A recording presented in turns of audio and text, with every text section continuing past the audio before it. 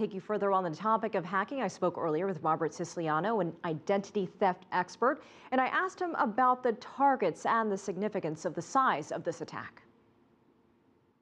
It's one of the largest breaches of employee data in a government agency of its kind.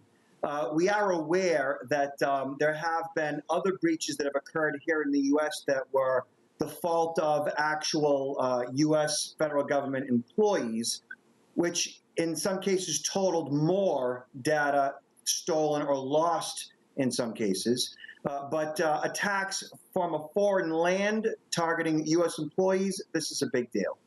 Well, let's discuss some of the data involved here. It's not necessarily the kind where identities are stolen to run up or to use banking and credit cards, is it?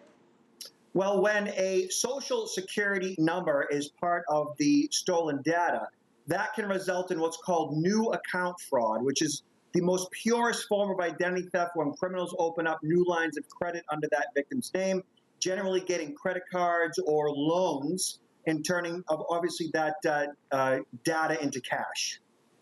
Well, there have been reports that maybe the target of this information was for information regarding security clearances.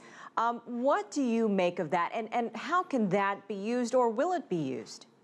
Well, certainly, whenever data is compromised that involves sensitive information for employees that have certain security clearances, that can very well give access to anyone into databases and even into facilities. That is certainly alarming.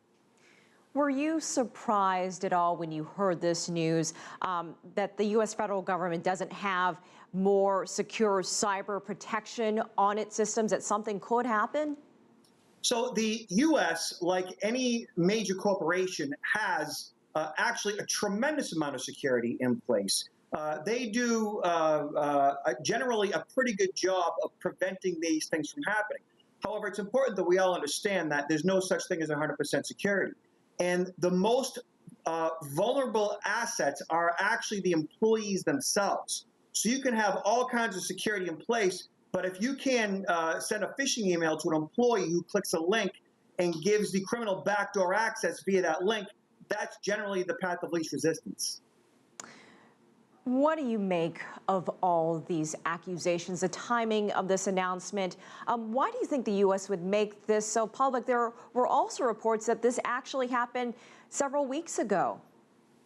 Often when governments or corporations are making the information stolen publicly available or to the press, it's because it might have been leaked.